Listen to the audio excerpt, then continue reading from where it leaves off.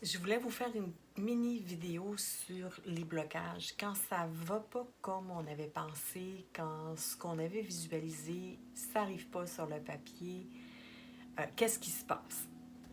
Alors, il faut en premier lieu observer quand ça ne fonctionne pas, qu'est-ce que je ressens? Qu'est-ce qui se passe à l'intérieur de moi quand une nouvelle technique ou quelque chose que je voulais essayer ne fonctionne pas, ça ne me plaît pas et que je commence à me critiquer, me juger, juger le travail. Définitivement que ça n'ira pas mieux si c'est ce que je suis en train de faire et que je continue d'alimenter ça. Me dire, bon, finalement, c'est pas fort, puis ça n'a pas donné grand-chose, puis c'est une nouvelle technique que j'essaye, puis je suis pas capable. Si j'ai ce discours-là avec moi-même, eh bien, j'irai pas plus loin. Vaut mieux arrêter tout ça là et passer à autre chose. Parce que on bloque définitivement la créativité quand on est dans cet état d'âme.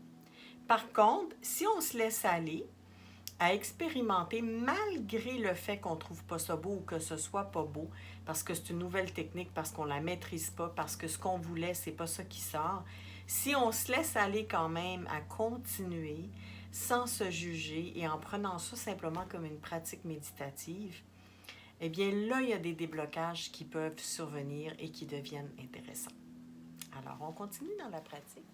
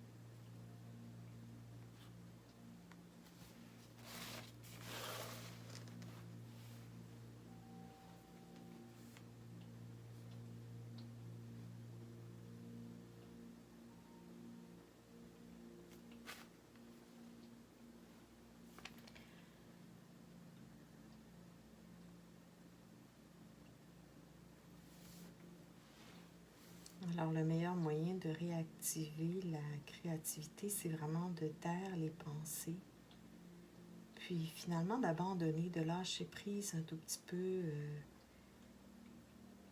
vérifier s'il y a des attentes, puis si oui, les laisser de côté, puis de prendre la pratique comme étant simplement méditative, un petit moment de douceur, un petit moment de repos.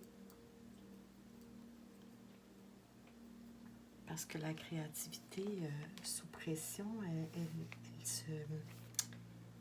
se dissipe, elle ne va pas bien avec la pression.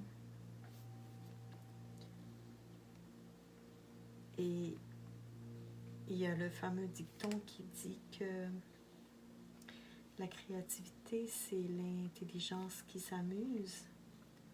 Alors, s'il n'y a pas de plaisir, il n'y a pas de créativité.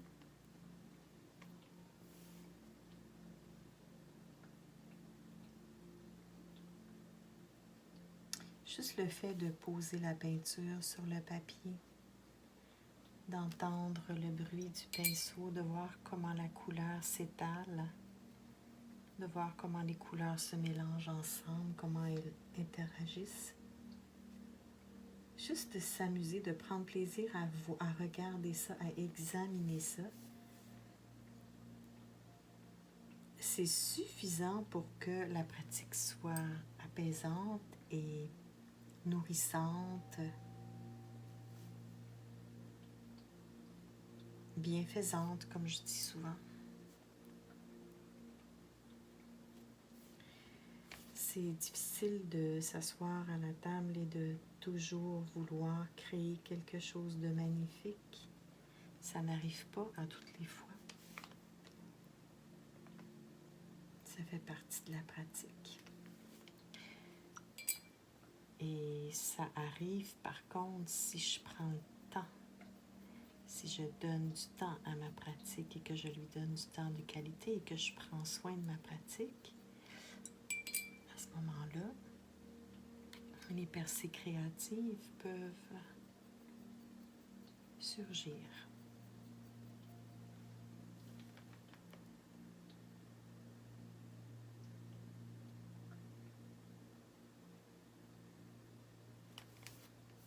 Souvent, qu'est-ce que je fais aussi pour que ce soit très relaxant? Mettons que je fais une répétition d'un petit élément, je vais compter dans ma tête.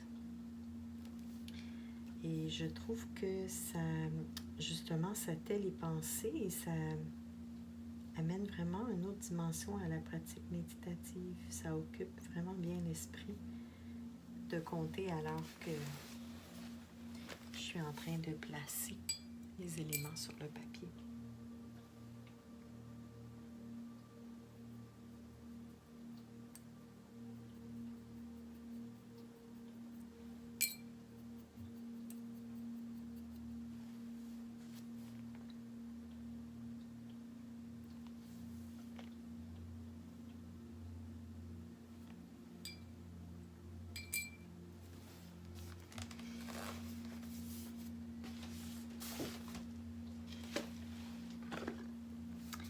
Alors, tout à l'heure, j'étais en train de tester une nouvelle technique qui n'est pas vraiment la mienne. Alors, c'est une technique d'une autre artiste que j'ai regardé travailler, qui travaille avec beaucoup d'eau, qui étend toute la peinture, qui fait travailler le tout ensemble. Et pour moi, ça n'a absolument rien donné d'intéressant.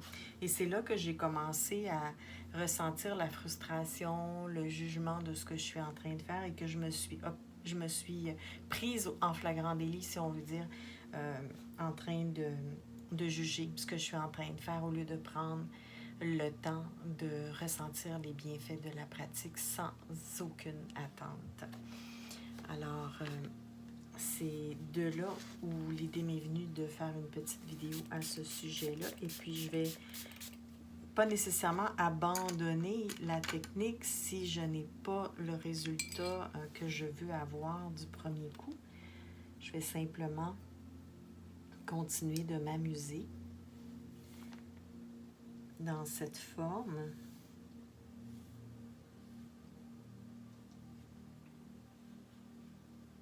Pour voir si je suis capable de l'ajuster à ma propre voix artistique d'une certaine façon. Puis ça se fait pas en pensant. Ça se fait simplement en s'amusant. Et parfois, ça peut prendre 20, 15, 5, 50 différentes création pour voir surgir quelque chose d'intéressant. Alors, il faut être patient.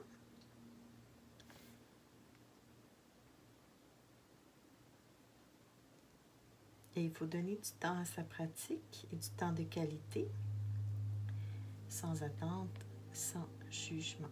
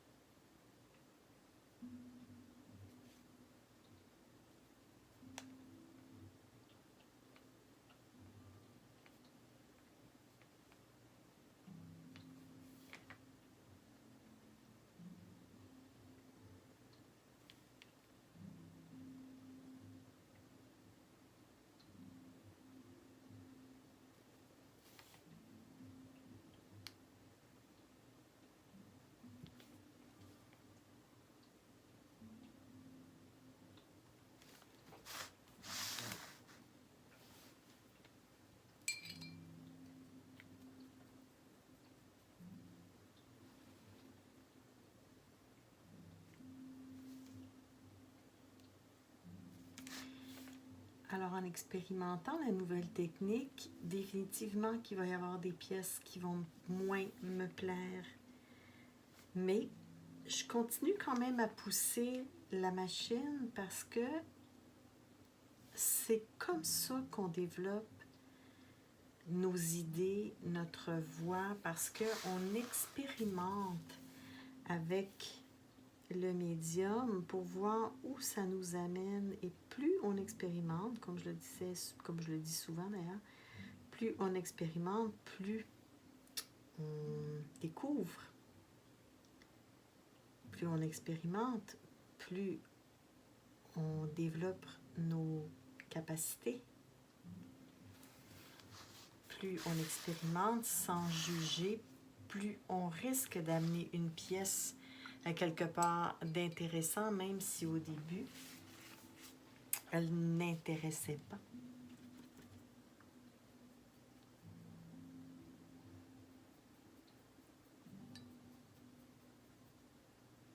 C'est la même chose, donc pas seulement les formes, mais d'expérimenter avec les couleurs. Et donc, je vous ai, il y a quelques vidéos sur les études de couleurs qui font partie intégrante du développement de sa voix. Si on souhaite développer notre propre voix, notre propre créativité.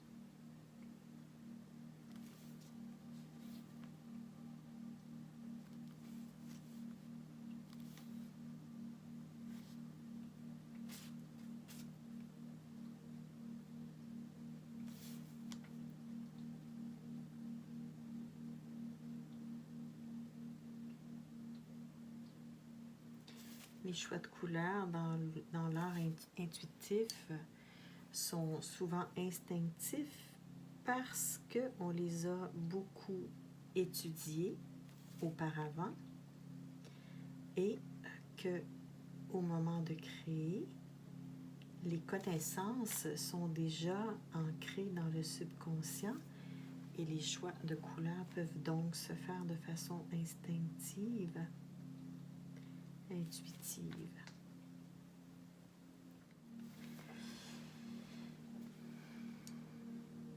Alors, une pièce qui me plaît moins, sans jugement, devient quelque chose qui m'intéresse un peu plus.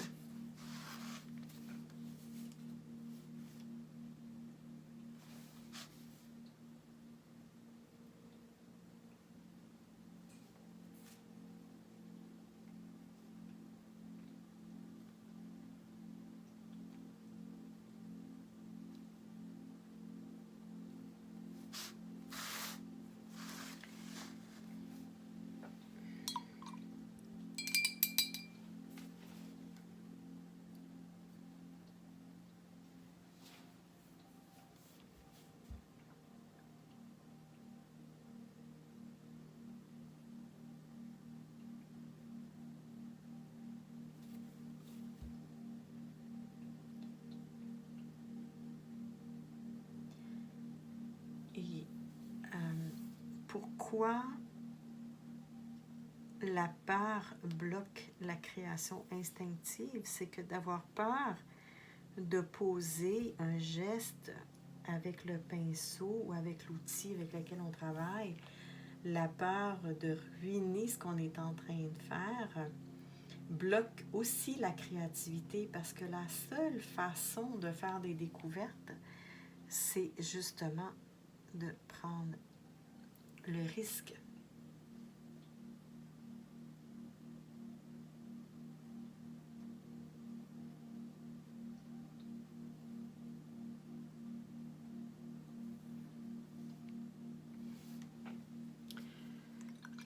Et ça va arriver, oui, que vous allez vous rendre compte que soit que vous êtes allé un peu trop loin ou qu'il y a trop de choses, que ça devient trop de couleurs, ça ne se mélange plus bien. Pas grave. La pratique était là.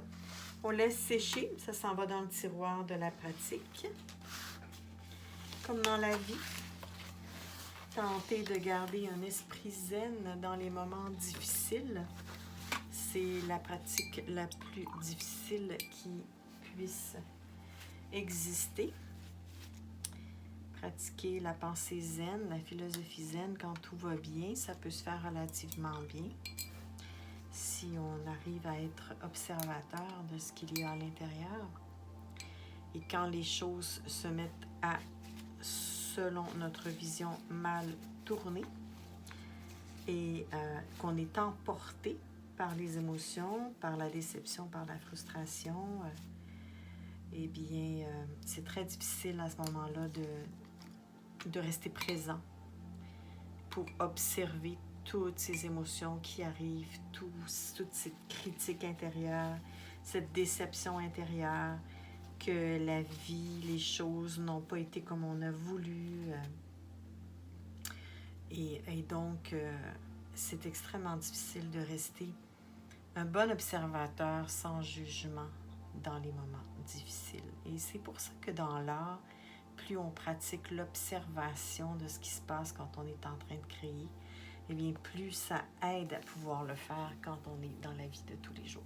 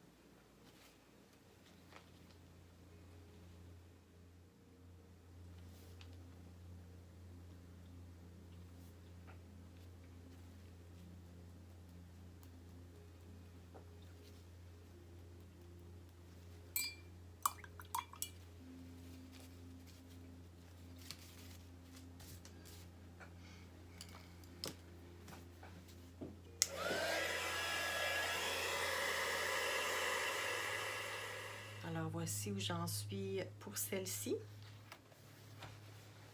Je la trouve très belle déjà comme ça, mais j'aime toujours ajouter une touche d'encre. Alors, c'est ce que je vais faire.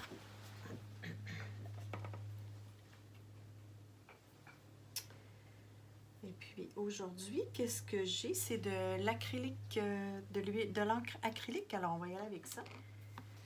Et en expérimentant, des choses qui peuvent arriver, donc, ce soit qu'on ruine la pièce. Ça peut arriver. On ajoute une touche d'encre et c'est toujours un risque de dernière minute quand on est rendu à l'application de l'encre.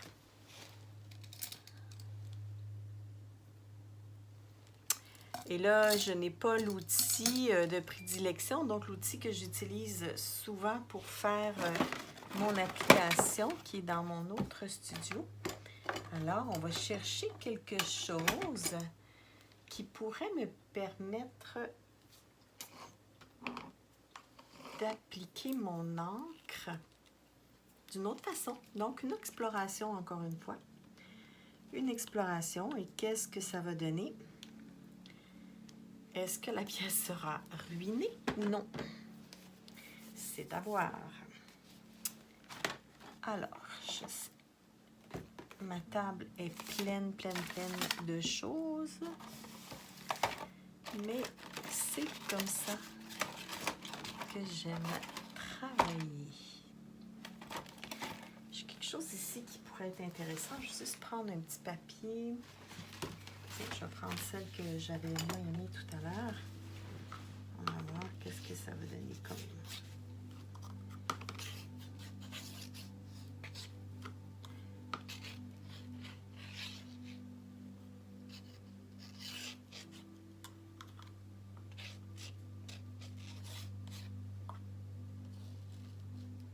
OK. C'est bien. Alors, c'est simplement un pinceau cassé avec lequel je vais aller appliquer mon encre de façon automatique, alors je ne pense pas.